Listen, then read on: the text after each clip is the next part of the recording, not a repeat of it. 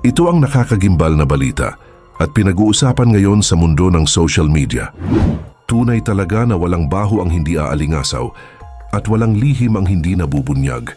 Matapos ang mga kontrobersyang kinasasangkutan ngayon ng Marcos administration patungkol sa di umano'y bilyong-bilyong pisong binulsa ng mga buwaya sa gobyerno na para sana sa mga flood control project na magpasa hanggang ngayon ay hindi pa nare-resolba at patuloy na nagpapahirap sa maraming Pilipino.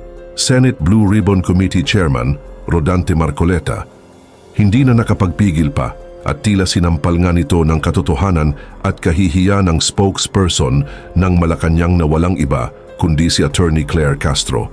Binunyag rin ni Marcoleta na may hawak na itong malaking ebidensya na kanyang isisiwalat sa publiko sa susunod na pagdinig ng Senado patungkol sa maanumalyang flood control project sa buong bansa na galing pa umano mismo sa Pangulo. Gaano kaya ito katotoo? Ating alamin. Sa isang pahayag ay tila isiniwalat nga mismo ng chairman ng Blue Ribbon Committee na si Senator Rodante Marcoleta na may hawak umano siyang USB na naglalaman ng mga ebidensya na galing pa mismo sa Pangulo. Ngunit ayon sa komento ng ilan sa ating mga kababayan, ay tila ginawa lamang umano ito ng Pangulo upang palabasin sa mata ng publiko na suportado nito ang Senate Blue Ribbon Committee ni Senador Rodante Marcoleta na siyang chairman at nangunguna sa pag-iimbestiga patungkol sa maanumalyang flood control projects.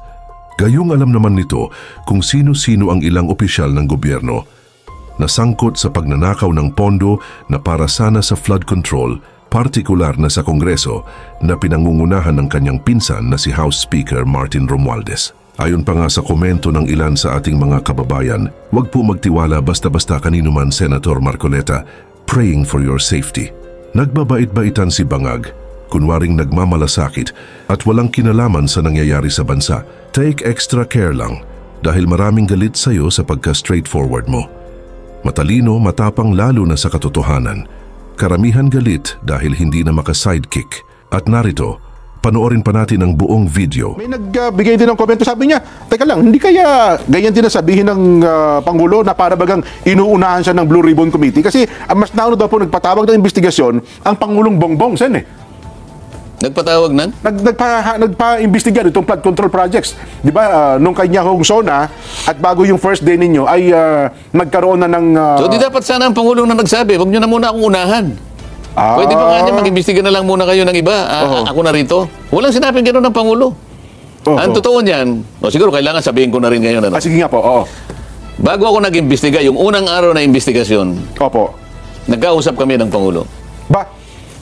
At siya mismo ang nagbigay ng ilang mga detalye na kakailanganin ko. Kailangan malaman ng taong bayan ito. Yan ang malaking balita ngayon, Sen. Sinabi niya sa akin, sana ay magtagumpay ka. Kaya, para dyan sa gumawa ng komunikasyon na yan, hindi. Ang Pangulo mismo ay nagbigay ng pahiwatig na sana magtagumpay ang iyong pagdinig. Mukhang hindi po ata alam ni Auntie Claire yan, Sen. Kasi si Auntie Claire nagsabi nun na para bagang sa kanyang statement ay para bagang inuunahan daw ng Blue Ribbon ang investigasyon pinag-utos ng Pangulo. O yan naman, salita na salita, hindi mo na nagtatanong sa presidente, di ba? Ganun ba? Dapat sana tinanong niya muna, di ba? Para hindi siya lumilitaw na may pagkaano rin, no? O, pagkatapos namin nag-uusap, may dumating na isang bisita, naupo sa tabi ko. Mr. President, ito yung gawin mong ombudsman. So personal po kayo magkaharap mismo ng Pangulo, hindi po ito tawagan, Sen, no? Magkatabi nga kami, di ba? Kaya nga kinukwento ko nga sa inyo, eh. Yung pala. Okay, Para yung mga taong nagdududa. Ayan, nako. Mawalan na kayo ng duda, sinasabi ko na. Nako. May dumating na tumabi sa akin. Opo. Mr. President, mabuti dumating ito kako. Ikaw dapat ang maging ombudsman. Kasi yung 17 aplikante doon, wala akong masasabi, basta't mas gusto kita kaysa doon sa 17. Sabi ng presidente, siya na nagsasabi, ano? Alam mo bakit kako? Alam mo kung bakit ikaw ang sinasuggest ko? Bakit siya dapat maging ombudsman? Opo. Ganito kasi kako, nung ako'y nandun sa House of Representatives, meron akong inimbestiga, na kumpleto ko yung investigasyon. Nagkaroon ng committee report, inadapt ng plenary, at nagkaroon ng rekomendasyon na lahat ng mga datos, lahat ng impormasyon na nakalap doon sa investigasyon na yon, Opo. ibigyan ng kopya ngayon ang Ombudsman, bigyan ng kopya ang DOJ, ang Solicitor General, kung sino-sino pang ahensya may kinalaman sa pagpapail ng anumang kaukulang aksyon. Either administrative, civil, criminal. Alam mo ka kung nangyari? Walang nangyari. Opo. Kaya kung ikaw ang ombudsman, sabi kong ganyan sa kanya, ako, Blue Ribbon Committee ako, para may mangyari ngayon. Yan ang sinabi ko sa kanya. Ayun. Naririnig ng Pangulo yan. Opo. Ako, seryoso ako eh. Ang Pangulo sabi niya, narinig mo, magdesisyon ka. Sabi niya, hindi pa ako naka-apply eh. Wala sa pag-apply ng JBC. Review. Hindi ka ako problema yan. Halimbawa, ako may na-shortlist na, binigay sa Pangulo. Opo. Sabi ng Pangulo, hindi, wala akong gusto rito. Sige, i-open uli yan. Edi pwede ka na. Ayun. Hindi ba pwede sabihin? Kaya ko lang kinukwento ngayon para malaman ng taong bayan Opo. na ang Pangulo, hindi niya sinabi na huwag mo kong unahan. Hindi, nandun ako, kami dalawa nag-usap. Yan. Para magkaalaman na tayo. Ibig sabihin seryoso pati ang Pangulo. Seryo, siya nga nagbigay sa akin ng ng USB. Para may makatulong ako sa iyo itong ilang mga detalye na pwede mong gamitin. Mabigat pala ito. Baka nanonood ba ang ating news department dyan? Baka hindi nila nakuha yung bagay na yan. Nelson? Seryoso pala talaga. Kaya ayaw ko muna sanang ibahagi yun. Alam niyo naman ako, hindi naman ako makwento eh. Opo. Kasi yung mga iba dyan po, hindi pa nakausap. Nakausap ko si ganito. Yun ang mabigat. Numero 1 pa lang nagbigay ng unang tulong sa iyo. Baka sabihin nila, hindi naman sasabi ng totoo si Kong, hindi totoo. Tanungin mo si Congressman Sandro. Nakaharap siya. Kung hindi pa kayo maniniwala.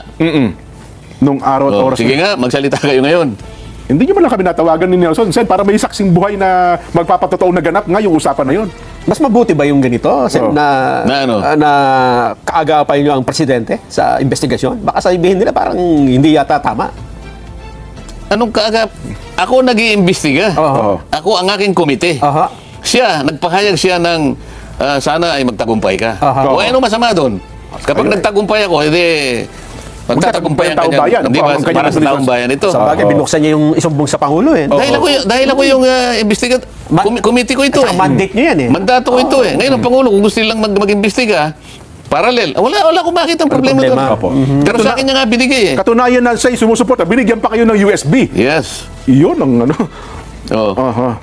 Kaya ang tanong hindi naman yun lang. Kaya marami naman akong ibang mapagkukunan. Yes po. Pero para lang ipaintindi natin, bigyan ng diin na ang Pangulo ay sumusuporta sa aking ginagawa, in-instruct niya yung PMS. Ibigay mo sa kanya yung magagamit niya. Ayan, opo. Yes, Mr. President. Kagkatapos nung ibinigay sa akin yung USB. Ayun. Magsalita na yung gusto magsalita dyan. Kaya yun po. Sana po narinig din ni Auntie Claire. Huwag na po kayong kumontra. Alam din pala. Ay, nako. Tuloy ang ating talakayan. Nasimulan na kasi ni Sen kanina yung punto ng may kinalaman sa corruption. Alam nyo, di ba nung Friday na napag-usapan natin, kung wala siguro ang corruption sa Pilipinas, mga 1960, sabi nga natin, nasa pangalawa tayo sa buong Asia. Nagsimula tayo 1965. 1965, opo. Pangalawa tayo sa buong Asia. Kung ang pag-uusapan ay yung per capita GDP. Opo. Yung per capita GDP, mga kababayan, ay ito pong buong kinita ng ating pamahalaan, i-divide sa population natin. Noong pong 1965, Japan po ang number 1. Pangalawa tayo. Pangalawa Pilipinas. Opo. Hanggang sa dumating po ang panahon, unti-unti na po tayo bumabagsak. Tinalo po tayo naunahan tayo. Primero, ang nakauna, Brunei. Okay. Pangalawa, ang Singapore. Pababa. Hanggang ngayon ay Singapore na, siguro Brunei, Malaysia, Indonesia. At officially, last month, tinalo na tayo ng Vietnam. Ganun ba? Nung biyernes pinag-uusapan natin parang, di ba? Binalikan ko eh. So, tayo na pinakauli. Di ba sinasabi ko, baka malagpasan na tayo ng Vietnam. Hindi, nalagpasan na tayo last month. Ano ho ang factor dito kung ang pag-uusapan ay corruption sa pagbagsak ng ating kalagayan? Ang kauna-unahan ay yung corruption nga. Dahil sa corruption kasi, nakakalungkot, paano susulong ang isang bansa na yung perang dapat na gamitin mo pang serbisyo sa kanyang mamamayan at lumaganap ang negosyo. Kasi kung walang corruption, makikita mo magtatribe ang negosyo. Pag malaki ang negosyo, maraming kita. Pag malaki ang kita, yayabong ang ekonomiya, mas malaki ang ekonomiya pag dinivide mo, kasi mas marami na tayong population kaysa ekonomiya natin, babagsak ang ating per capita GDP. Ayun. So, kailangan itaas mo yung ekonomiya. Paano tataas ang ekonomiya? Sinong gustong mag-invest dito sa bansa natin? Wala na. Sapagkat, puro corruption eh. O, yung ating infrastructure. O, ngayon, nakikita ngayon. Flood control, bagsak lahat. Sino pupunta rito? So, makikita nila yung ating airport, ang mga kalsada, ang mga seaports natin. Yung turismo lang natin, nakita mo. Magbagsak na bagsak tayo ngayon. Pinuliti ka na, yung promotion natin, pinakamataas na budget ng tourism, 1.2 billion. Merong isang year doon eh. Akalain mo bumagsak sa 200 million, pagkatapos 2025, 100 million. 100 million na lamang. Yung polisiya.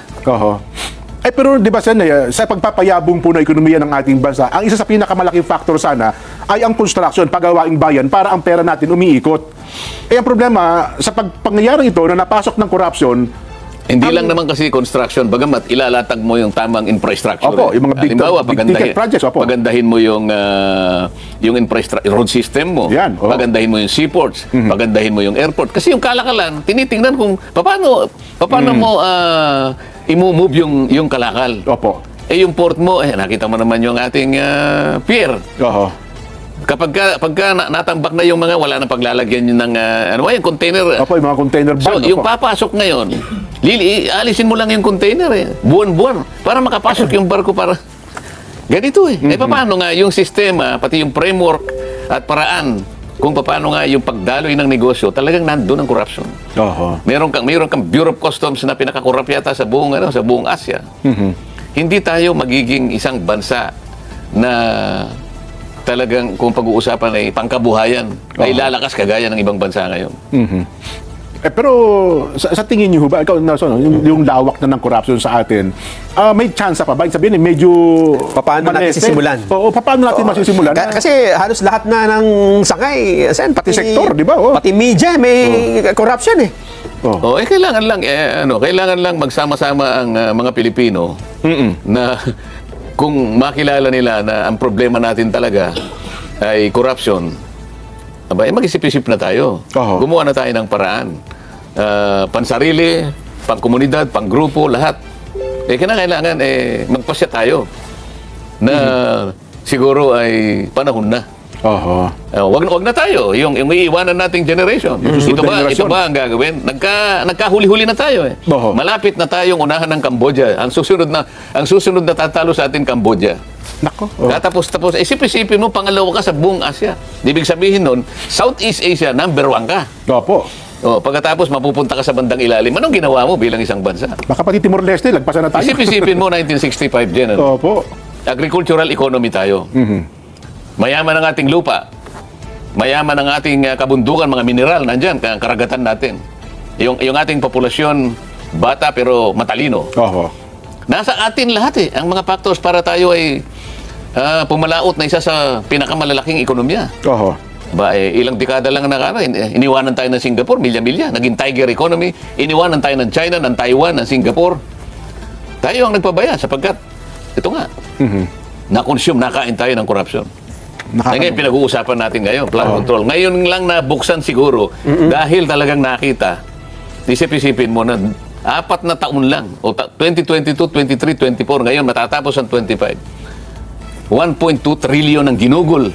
Ang ginugol sa flood control. Pero wala kang nakita. Dinaanan tayo ng baha. Nasaan ngayon yung pera na yun? Yun ang nakita, yun ang bumulaga ngayon sa kaisipan ng ating mamamayan. Ito yung baha pala na ito, panggising lang sa atin. Kasi kung hindi bumaha... Ginising na nga tayo ngayon eh. Oo nga, no? Pero ang ayaw ko ayaw ko lang, konti lang po, maraming hindi makapaniwala doon sa Ghost Project. Kasi parang sa dami daw po ng sistema na dinadaanan, parang imposible magkaroon ng Ghost Project kung susundan yung proseso. Yung proseso eh. Wala daw po dapat nangyaring ganun sen eh. Kailangan makinig ka sa Lunes. Okay. Makinig ka sa Lunes. O sige po, hindi namin ipipreempt yung bagay na yan, Sen. Balikan mo yung punto ng corruption. Bakit tayo nagkakaroon ng corruption? Isa sa sanhi ay yung huminang mga institusyon natin. Halimbawa yung media is an institution. Tama po. Kapag ang media ay isang malakas, matatag na institusyon, nakabantay, meron siyang kakayahang bantayan ang bürokrasya. Di ba? Opo. Siyempre, may mangingimi dyan na gumawa ng mga katiwalian sapagkat naka-expose ka sa media. Pero kung yung nagbabantay, yung sentinel, siya mismo ang korap, makikita mo. O imbes na makatulong ka sa pagbabantay sa kaban ng bayan, pag-usapan natin, paano nakurap yung media in general? Nung ako'y nasa House of Representatives, Opo. nagtagal ako dyan, alam naman ninyo. Ang point of entry ko, 2004, nagtagal ako, umabot ako ng... Almost 16 years pala kayo dyan, Sen, ano? Ngayon, sabi niya, Kong pa ako nun di ba? Mga member ng media, kasi magkakakilala kami, kilala ko sila, araw-araw nandun talagang... Saka mga barkada din naman yung iba dyan, opo. Baka gusto mo kanyang mag-PR ako sa'yo. Gawin mo akong PR. PR, public relations, parang gano'n. Bakit ka ako mag-PR? Member ka ng media. Pwede naman ako mag-double na Pwede naman ako parang hindi ka ako tama yun. Kasi kailangan susulat ka sang-ayon sa nakikita mo. Kailangan objective ka. Di ko naging PR mo ako kahit na halimbawa, kahit hindi ako gwapo, pag gugwapuhin mo ako, parang hindi tama yun. Hindi, parang digdag nakita yun Alam mo, corruption yung ganun Hindi kanya susulat ako sa'yo. O kaya, sige, ayaw mo ng PR, pero gusto mo yung ginawa mo ngayon, isulat ko ng ganito. May slant. May slant. May content, sabi niya. Undisclosed content. O para nakita mo yung iba kanya, halos everyday, may isang paragraph, may dalawang paragraph, binabanggit. Mapasok. Boss, ganito yan Monthly lang naman meron kami. Alam mo, hindi ko pinatos yun Kasi nga naman, out of 300. Hindi diba? tama yun Sabi ko, merong ethical issue dito Merong ethical. Hindi mo na isusulat kung paano mo nakita Kung mo nakita mo, mali talaga, isulat mo Pero dahil PR mo siya, hindi mo siya isusulat So hindi mo nababantayan yung mali. Dapat ang PR mo ay bukod na tao talaga. Hindi siya mismo yung hindi yung media, hindi yung journalist kasi journalist ang sinasabi. Nakita mo yung bias nila. Kaya may kinikilingan. Sabi nila, hindi, basta yung gusto namin si ganito. So kung wala kang PR, delikado ka sa kanila. Isa 'yon. Yung mga institusyon natin halimbawa yung ating hudikatura halimbawa. Justices, opo. Ang daming pressure sa kanila. Sige, pag hindi nyo kami dinesisyonan ng gano'n, buti na lang yung ibang pagdidesisyon ngayon. Medyo matatag, katulad ng impeachment. Ayan, opo. Pero yung iba, kumisan may nasasabi pa rin sa kanila. Halimbawa, bakit po kaya yung petition namin na tungkol sa budget ng 2025, hindi pa ika nadidispose? Oo nga pala, matatapos na yun, ha? Bakit mo ka ako tinatanong sa hindi pumunta ka sa Korte Suprema? Bakit kanya yung defunding ng PhilHealth? Medyo din yun parang may sablay doon. Wala pang Oo nga, hindi pa gumagalo yan, bakit yung habeas corpus na petition nung Duterte, tama po. Bakit wala pa. Mga bagay-bagay na dapat sana ang inaasahan ng taong bayan ay magkaroon ng mabilis na disposition para nag-guide ang pamahalaan sa kanyang dapat na gawin. Pag nagtagal ito, teka muna, baka pumasok yung mga ganito.